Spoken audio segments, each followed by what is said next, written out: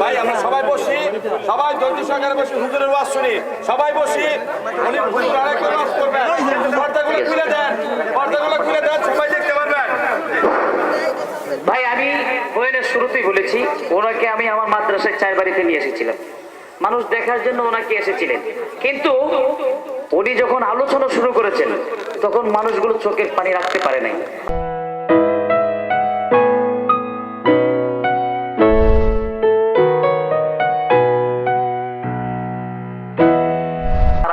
এই দুনিয়া থেকে সব মরবে না, আমরা এখানে পুরুষ যারা দুনিয়াতে আসছি এখানে আমরা মরবো, মহিলারা মরতো না। এটা কোন মহিলারা মরতো না, না তারাও মরবো।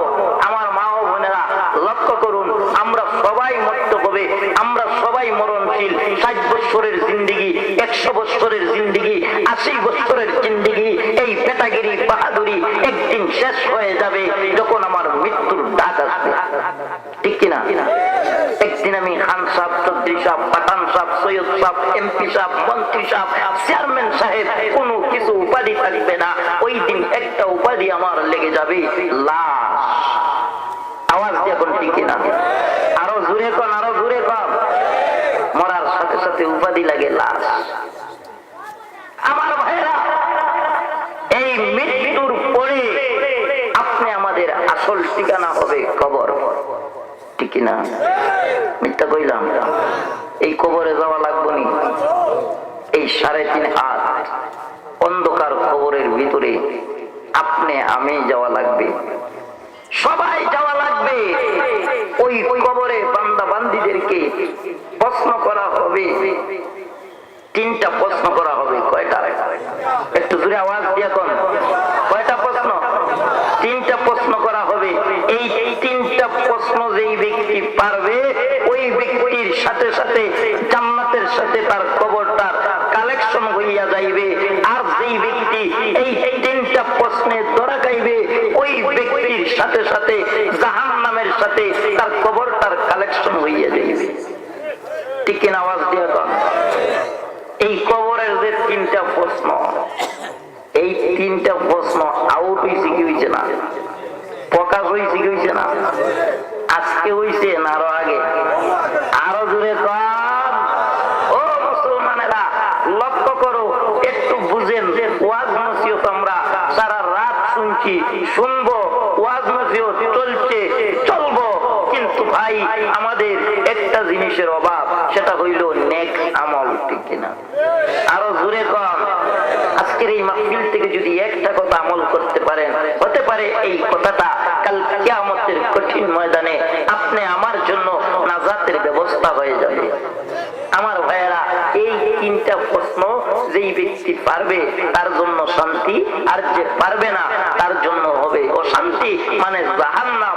আমার ভাইয়েরা, আমার বন্ধুরা, এই দুনিয়ার প্রশ্ন পরীক্ষার্থীদেরকে, পরীক্ষার প্রশ্ন আউট হয়, প্রশ্ন যখন সবকিছু প্রস্তুতি হয়, লেখা শুরু করবে, এর আগ মুহূর্তে দুনিয়ার প্রশ্ন আউট হয়, ঠিক কিনা? আরো জোরে কম।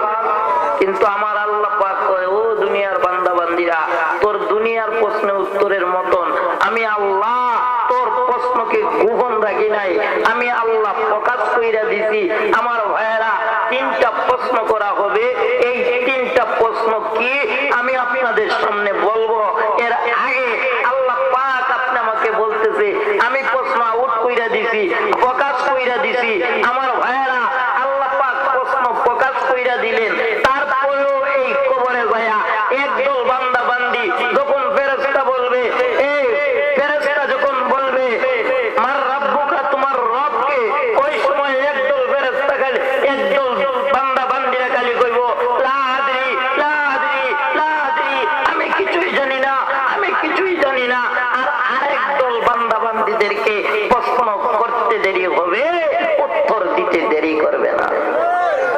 চিৎকার মেরে বলুন সুবহানাল্লাহ। রাবেয়া বসুরীর নাম আপনারা শুনছেননি? কথা বলে না মুসলমান, কষ্ট হইতেছে আপনাদের? আরো জোরে কম। আমি তো চিন্তা করছিলাম এত দূর থেকে আইসা এত উড়াউড়ি তাড়াতাড়ি কইরা আইসা কথা নিয়ে আপনাদের সামনে বলতে পারবো এই টেনশনে ছিলাম। গত রাত্রে প্রোগ্রাম ছিল তিনটা প্রোগ্রাম কইরা ঠান্ডা লাগছে, মাথার মধ্যে ব্যথা, এখনো মাথায় ব্যথা আছে আমার ভাইরা। তো আমি বেশি লম্বা আলোচনা করব না, শেষ করে দিচ্ছি। আপনাদের কষ্ট হইলে বলবেন, মুনাজাত কইরা দিব। আমি মুসাফির মানুষ, আমার ভাইরা একটু কষ্ট কইরা বসেন। রাবেয়া বসুরীর নাম আপনারা শুনছেননি? হ্যাঁ, পুরুষ না মহিলা? হ্যাঁ, মহিলা ছিলেন, সাধারণ মহিলা। আপনি আমার মা বোনদের মতন সাধারণ মহিলা। আমার ভাইরা রাবেয়া বসুরীর ইন্তিকালের পরে উনার এক সাথী, উনার এক বান্ধবী, উনার এক খাদেম স্বপ্নে দেখে যে রাবেয়া বসুরীর কাছে মুনকার নেকির ফেরেশতা আছে। আয়েশা বলতেছে, মার রাব্বুকা, তোমার রবকে? রাবেয়া বসুরী কয়, তোমরা কারা? কে তোমরা? কই থেকে এসেছো? কয়, আমরা আরশে আজিম থেকে, সাত আসমান সাত জমিন পাড়ি দিয়া এই মুহূর্তে আপনার কাছে আসলাম। কয়, এত দূর থেকে তোমরা এসেছো, আমি কই থেকে এসেছি জানতে চাই।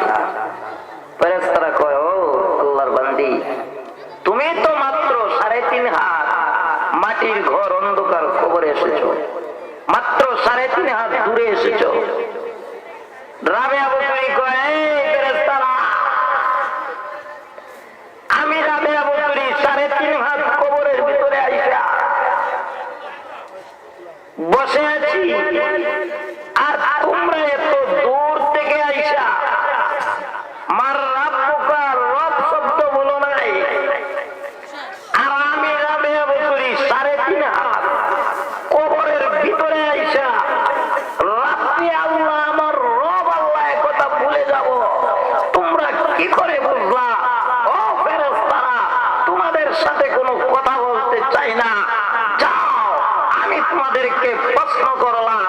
ও ফেরেশতারা শোনো, আমি যদি এই মুহূর্তে বলি আমার রব আল্লাহ, আর আল্লাহ যদি কয় আমি ওই বান্দিকে চিনি না, তাহলে তো আমার এই প্রশ্ন দেওয়ার কোনো মানে নাই। যাও, যাইয়া আল্লাহকে প্রশ্ন করো, আল্লাহ নি আমাকে চিনে। আরো জোরে চিৎকার মেরে বলুন সুবহানাল্লাহ। ফেরেশতারা যাইয়া আল্লাহরে কয়, আল্লাহ, তোমার এমন এক বান্দি কবরে আসছে, খুব কঠিন। আল্লাহ, আমরা প্রশ্ন করছি দূরের কথা, উল্টা আমরারে প্রশ্ন কইরা দিছে, আপনি আল্লাহ নিউ নাকি চিনেন? আল্লাহ ডাক দিয়ে কই, ফেরেশতারা রে, তোমরা যাও, আমার বান্দিকে সালাম দিয়া কোন প্রকারের বেয়াদবি না করে, আমার বান্দিকে তোমরা চিনতে পারো নাই, ও হচ্ছে আমার বান্দি হযরতে রাবেয়া বসুরী। যা, আমার ওই বান্দির কবরটাকে বিনা প্রশ্নে জান্নাতের সাথে কালেকশন লাগায় দেয়। চিৎকার মেরে বলুন সুবহানাল্লাহ। আরো জোরে আওয়াজ দিয়া দাও। আমার ভাইরা, শুধু রাবেয়া বসুরী এই পাওয়ার কবরের মধ্যে কাটাইছে, আপনি আমি কি পারবো না? আরো জোরে কম। যদি আপনি আমি প্রকৃত মুসলমান হইয়া এই অন্ধকার কবরে যাইতে পারি, তাহলে আপনি আমিও এই বাহাদুরি করতে পারবো। চিৎকার মেরে বলুন আল্লাহু আকবার। এজন্য আল্লাহ পাক বলতেছেন, ইয়া আইয়ুহাল্লাযীনা আমানুত্তাকুল্লাহ হাক্কা তুকাতিহি ওয়া লা তামুতুন্না ইল্লা ওয়া আনতুম মুসলিমুন। এই ঈমানদারের দলেরা, তোমরা আমি আল্লাহকে ভয় করো, ভয় করার মতো ভয় করো। ওয়া লা তামুতুন্না ইল্লা ওয়া আনতুম মুসলিমুন। সাবধান, কেউ প্রকৃত মুসলমান না হইয়া কবরে আসিও না। কি না হইয়া ভাই? প্রকৃত মুসলমান না হইয়া কবরে আসিও না। প্রকৃত মুসলমান না হইয়া যদি আপনি আমি কবরে যাই, তাহলে এই ফেরেশতার প্রশ্নের জবাবে লা আদরি ছাড়া আর কিছুই আসবে না। আওয়াজ দিয়ে কোন ঠিক কিনা? আজকে আমরা তো ওয়াজ নসিহত শুনি আমার ভাইরা, কিন্তু এই কবরের ভয় আপনি আমার অন্তরে নাই, মৃত্যুর ভয় আপনি আমার অন্তরে নাই। এই মুসলমানেরা, এই আল্লাহর বান্দারা, এই মৃত্যুর ভয় অন্তরে ঢুকাও। সাকরাতুল মাউত যখন আপনি আমার সামনে আসবে, যখন মালাকুল মাউত আজরাইল আপনি আমার সামনে আসবে, ওই দিন আপনি আমার কি অবস্থা হবে, ওই দিন আপনি আমাদের কি পরিণতি হবে, এই চিন্তাটুকু অন্তরে ঢুকাতে হবে। বিশ্ব নবী রাহমাতুল লিল আলামিন যেই দিন দুনিয়া ছেড়ে চলে যাবেন, ওই দিন বিশ্ব নবীর আদরের মেয়ে হযরতে ফাতেমা নবীজির কাছে বসা। আমার ভাইয়েরা লক্ষ্য করুন, হঠাৎ করে ফাতেমা শুনতে পাইলেন কে যেন বলতেছে, আসসালাতু ওয়াসসালামু আলাইকা ইয়া রাসূলুল্লাহ। নবীজি কে গো? ঘরের বাইরে থেকে সালাম দিল। কে সালাম দিয়েছে? বিশ্ব নবী চিন্তায় পড়ে গেলেন, এই মুহূর্তে আমাকে সালাম দিয়েছে, কিন্তু ফাতেমা প্রশ্ন করেছে কে সালাম দিয়েছে। এদিকে আল্লাহ ডাক দেয়া কয়, এ জিবরাইল, এ মালাকুল মাউত, হযরত আজরাইল, আমি আল্লাহ তোমাকে হুকুম করলাম এই মুহূর্তে আমার ফাতেমার সামনে তুমি প্রকাশ হয়ে যাও, প্রকাশ হয়ে যাও। আমার ভাইয়েরা, বন্ধুরা আমার, বিশ্ব নবী রাহমাতুল লিল আলামিনকে হযরত ফাতেমা ডাক দিয়ে কয়, আব্বা কে গো আপনাকে সালাম দিয়েছে? কোন লোক তো দেখতে পাচ্ছি না। আল্লাহর নবী ডাক দিয়ে কয়, মারে ভালো করে তাকায়া দেখো কে। আল্লাহর নবী এই কথা বলার সাথে সাথে হযরতে ফাতেমা দরজার দিকে তাকায়া দেখে বিরাট বড় দেহের একজন মানুষ দরজার সামনে দাঁড়িয়ে আছে। আল্লাহর নবীকে হযরতে ফাতেমা চোখের পানি ছেড়ে দিয়া একটা চিৎকার মারছে, কয়, আব্বা গো, জীবনে অনেক পুরুষ দেখলাম, অনেক মানুষ দেখলাম, এ আব্বা, এরকম দেহের অধিকারী, এত বড় দেহের অধিকারী এমন কোন মানুষ মক্কা মদিনার ভিতরে কোনদিন দেখে নাই। এ আব্বা, উনি কে গো? ঘরে আসতে পারমিশন চায়। আল্লাহর নবী ডাক দিয়া বলে, মারে ও মা, উনি হচ্ছে মালাকুল মাউত হযরতে আজরাইল। যেই মাত্র আজরাইলের কথা বলেছে, এমনিতেই মা ফাতেমা একটা চিৎকার মেরেছে। চিৎকার মেরে বলে, আব্বা না না না না না, আজরাইলকে পারমিশন দেব না, ঘরে আসতে দেব না। ও বাবা, জানি গো আজরাইল যার সাথে একবার সাক্ষাৎ করি, এ আব্বা দ্বিতীয়বার আর সাক্ষাৎ করে না। এ আব্বা, আমার বিশ্বাস এই মুহূর্তে আজরাইল আপনাকে নিয়ে যাওয়ার জন্য এসেছে, না পারমিশন দেব না। এমনিতেই বিশ্ব নবী চোখের পানি ছেড়ে দিয়ে কান্দে আর বলে, মারে ও মা, আজরাইলকে পারমিশন দেওয়া লাগে না রে মা। ও মা, আজরাইলকে দরজা বন্ধ করে রাখা যায় না। এ মা, আজরাইল কারো কাছে পারমিশন চায় না। ও মা, এই আমার কাছে পারমিশন চেয়েছে, এটা হলো আমি বিশ্ব নবীর শান আর মান। মারে, আল্লাহ ইজ্জত সম্মান আমাকে দিয়েছে, এজন্য আজরাইল আমার কাছে পারমিশন চেয়েছে। ও মা, আজরাইলকে পারমিশন দিয়ে দাও। আমার ভাইয়ের, আমার বন্ধুরা, আজরাইল যখন ঘরের ভিতরে ঢুকেছে, এমনিতেই বিশ্ব নবীর কানে কানে আইসা বলতেছি, ইয়া রাসূলুল্লাহ, ইয়া হাবিবাল্লাহ, ওগো নবীজি, আল্লাহ পাক আমাকে এই মুহূর্তে পাঠাইছে আপনার কাছে। ইয়া রাসূলুল্লাহ, আপনার আগে যারা দুনিয়াতে এসেছে তারাও দুনিয়া ছেড়ে চলে গেছে। ইয়া রাসূলুল্লাহ, আপনার পরে যারা আসবে তারাও চলে যাবে। ইয়া রাসূলুল্লাহ, এই মুহূর্তে আল্লাহ পাক আমাকে হুকুম করেছে আপনাকে নিয়ে যাওয়ার জন্য। ওগো নবীজি, আল্লাহ পাক আরেকটা সুসংবাদ দিয়েছে, ইয়া রাসূলুল্লাহ আপনি যদি চান গো এই দুনিয়াতে থাকতে আল্লাহ পাক আপনার হায়াত বাড়াইয়া দিবে। বিশ্ব নবী রাহমাতুল লিল আলামিন চোখের পানি ছেড়ে দিয়ে কান্দে আর বলে, আজরাইল যেহেতু আমার আগে যারা ছিল তারাও চলে গেছে, এখন যারা আছে তারাও চলে যাবে, পরে যারা আসবে তারাও চলে যাবে। যেহেতু আমি বিশ্ব নবীও একদিন এই দুনিয়া থেকে চলে যেতে হবে, এ ভাই আজরাইল আল্লাহ যেহেতু হুকুম করেছে এই মুহূর্তে আমাকে নিয়ে যাও, আমার কোনো আপত্তি নাই, আমার কোনো বাধা নাই। আজরাইল রে এই মুহূর্তে আমাকে নিয়ে যাও। আমার ভাইয়ের, আমার বন্ধুরা, ও বোনেরা, গভীর মনোযোগ। আজরাইল বিশ্ব নবীর অনুমতি পাইয়া এবার আজরাইল জান্নাতি একটা রুমাল বিশ্ব নবীর বুকের উপরে বিছাইয়া আজরাইল নবীজির বুকের উপরে আজরাইল ডান হাত কানা আস্তে আস্তে করে রেখেছে।